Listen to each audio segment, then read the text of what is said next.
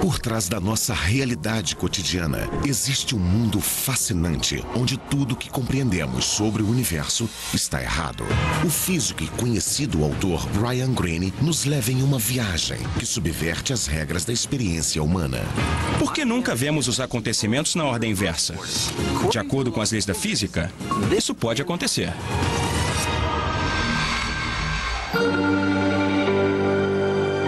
Além do cosmos, o multiverso. Houve um tempo em que a palavra universo significava tudo o que existe, tudo. A noção de mais de um universo, mais de um tudo, parecia impossível.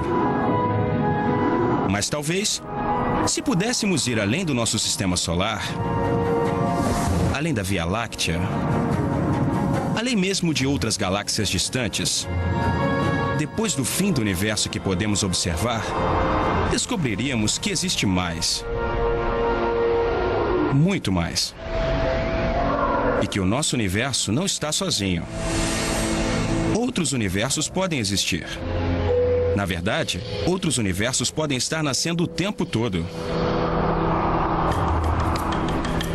Podemos estar vivendo em um crescente mar de universos em multiplicação. O multiverso.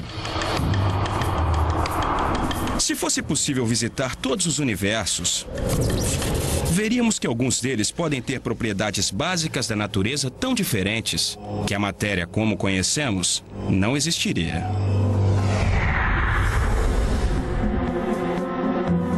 Outros podem ter galáxias, estrelas, até mesmo um planeta que parece familiar, mas com algumas incríveis diferenças.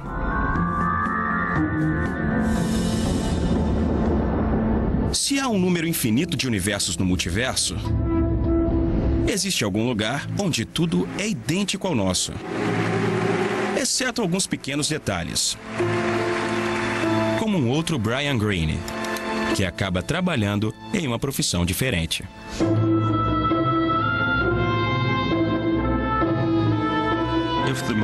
Se o multiverso é de fato infinito, algum deles terá que se confrontar com muitas possibilidades que são difíceis de imaginar. Haverá um lugar onde existe um Alan Guth que se parece comigo e age exatamente como eu, assim como outros lugares com Alan Guths que pensam quase exatamente como eu, mas com algumas pequenas diferenças. Isso é ciência? É parte da metafísica? É só filosofia? Religião? Os físicos tendem a não fazer essas perguntas. Eles apenas dizem, vamos seguir a lógica. E a lógica parece levar a isso. Por mais exótico e estranho que o multiverso possa parecer, um número cada vez maior de cientistas acredita que ele pode ser o último passo de uma série de reformas radicais na nossa visão sobre o cosmos. Quer dizer, houve um tempo em que acreditamos que a Terra estava no centro do universo. E todo o resto girava em torno de nós. Aí apareceram cientistas como Galileu e Copérnico, que mostraram que o Sol, não a Terra, estava no centro do nosso sistema solar. E nosso sistema solar é só um bairrozinho na periferia de uma galáxia gigantesca. A nossa galáxia é uma em centenas de bilhões de galáxias que compõem o nosso universo. Todas essas ideias pareciam mirabolantes quando foram apresentadas pela primeira vez. Mas hoje nem as questionamos. A ideia de multiverso pode ser parecida. Pode precisar apenas de uma mudança drástica na nossa perspectiva do cosmos. Por outro lado, alguns cientistas acreditam que o multiverso não passa de um beco sem saída para a física. Fico muito desconfortável com a ideia de multiverso. Para virar ciência sólida, precisa se desenvolver muito ainda. Ele existe, do mesmo jeito que os anjos podem existir. Precisamos fazer nossas apostas, e acredito que agora o multiverso é uma aposta muito boa. Acho que é uma chance do multiverso ser real e que daqui a 100 anos as pessoas estejam convencidas de que ele é real de fato. De onde veio essa ideia? Quais são as provas? Várias descobertas impressionantes sugerem que realmente podemos ser parte de um multiverso. A primeira dessas descobertas tem a ver com a teoria bem aceita sobre a origem do universo, o Big Bang. De acordo com essa teoria, nosso universo começou há uns 14 bilhões de anos com uma explosão muito violenta. Ao longo de bilhões de anos, o universo esfriou e se aglutinou, permitindo a formação de estrelas, planetas e galáxias. Como resultado dessa explosão, o universo continua expandindo até hoje. Mas se pudéssemos passar a história do universo ao contrário, até o começo de tudo, veríamos que a teoria do Big Bang não diz nada sobre o que arremessou tudo para fora. O nome da teoria é Big Bang, ou Grande Explosão, mas uma coisa que ela deixa de fora é o que causou a explosão. Não diz nada sobre o que explodiu ou o que aconteceu antes da explosão. Então, qual foi o combustível dessa explosão violenta? Que força pode ter arremessado tudo para fora? A busca pelas respostas colocou os cientistas cara a cara com o multiverso. O trabalho do físico Alan Guth inesperadamente ajudou a criar as bases para a ideia de multiverso. Hoje, ele é professor do Instituto de Tecnologia de Massachusetts. Mas em 1979, Guth e o colega Henry Tai estavam estudando uma nova ideia sobre como as partículas podem ter se formado no início do universo. Henry sugeriu que deveríamos observar se esse novo processo em que estávamos pensando poderia ou não influenciar a taxa de expansão do universo. Guth e Tai não tinham a intenção de investigar a taxa de expansão do universo nos primeiros momentos após o Big Bang.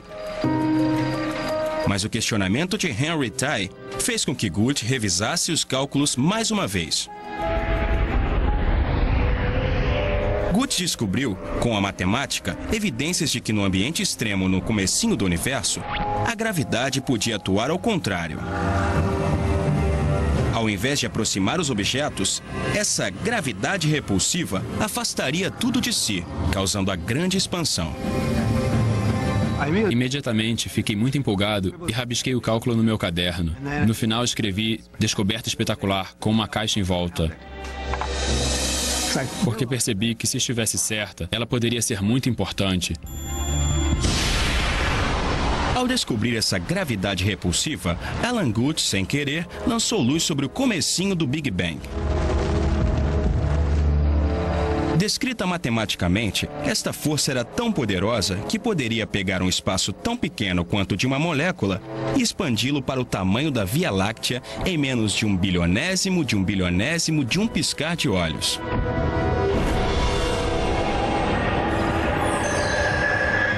Depois dessa curta explosão para fora, o espaço continuaria a expandir, mais devagar, e esfriaria, permitindo que estrelas e galáxias se formassem, como na teoria do Big Bang. Guth chamou esse estouro de expansão de inflação. Ele acreditava que ela explicaria o que fez com que o universo se expandisse. A poderosa gravidade repulsiva da inflação era o Bang do Big Bang. Os cientistas perceberam que, se a teoria estivesse correta, eles deveriam encontrar evidências no céu noturno. Imagine que fosse possível apagar o Sol e remover todas as estrelas. Se nossos olhos pudessem detectar o resto da energia que ainda está lá, veríamos uma luminosidade morna em todo o universo. Esse mar de radiação é chamado de radiação cósmica de fundo. São os últimos vestígios de calor do próprio Big Bang. A teoria previa que a expansão violenta de espaço durante a inflação deixaria uma marca nessa radiação. Essas impressões digitais formariam um padrão preciso de variações de temperatura, pedaços um pouco mais frios, outros um pouco mais quentes, que seria mais ou menos assim. mas ainda levaria 10 anos até que a tecnologia fosse sensível o bastante para testar essa previsão. Em 1989, a NASA lançou o satélite conhecido como Explorador do Fundo Cósmico, seguido de um segundo satélite, o WMAP, em 2001, colocando a inflação à prova.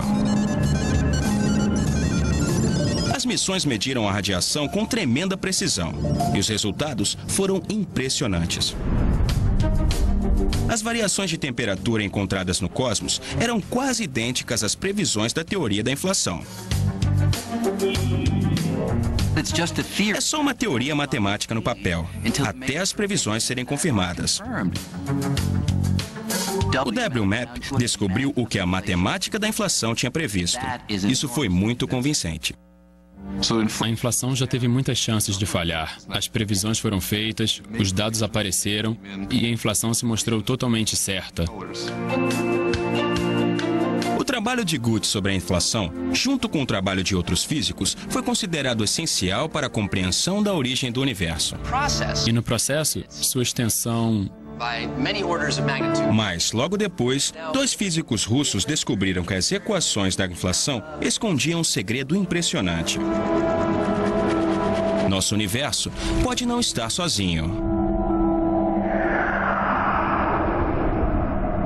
Um desses físicos era Andrei Lindei, que já tinha feito contribuições essenciais para a teoria da inflação. O outro era Alex Valenkin, que por acaso assistiu a uma das palestras de Alan Guth. Ele deu uma palestra maravilhosa. Eu não o conhecia, mas o que ouvi foi bem inesperado. Em uma tacada, a inflação explicava muito bem as características do Big Bang e era notável porque o universo é como é. Então, fui para casa muito impressionado.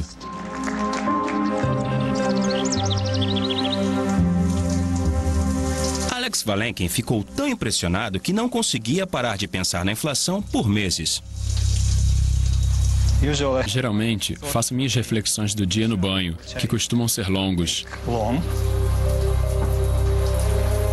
Quanto mais Valenkin pensava no processo de inflação, mais ele se perguntava o que poderia ter feito com que ela parasse. Como uma região do espaço poderia sair da inflação? O que acontece exatamente no momento em que a inflação acaba?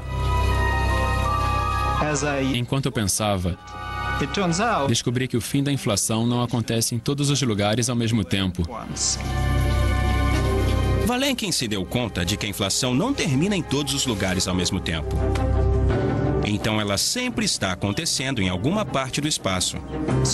Nesse cenário, o Big Bang não é um evento único que aconteceu. Várias explosões aconteceram antes da nossa e inúmeras outras acontecerão no futuro. Era um novo cenário impressionante e inesperado, no qual a inflação pararia em algumas regiões, mas continuaria em outros lugares. Novos Big Bangs estão sempre acontecendo. Novos universos estão sempre nascendo, criando um multiverso em eterna expansão. Lindei e Valenkin, em especial, defenderam a ideia de que a inflação pode não acabar nunca. Que esse processo de expansão pode acontecer repetidas vezes, gerando um universo atrás do outro. Afinal, isso era uma revolução na ciência ou uma teoria cheia de furos? A ideia ficou conhecida como inflação eterna. Podemos imaginá-la mais ou menos assim. Pense que este pedaço de queijo é o espaço inteiro antes da formação das estrelas e das galáxias. De acordo com a inflação, o espaço é preenchido uniformemente com uma imensa quantidade de energia. E essa energia faz o espaço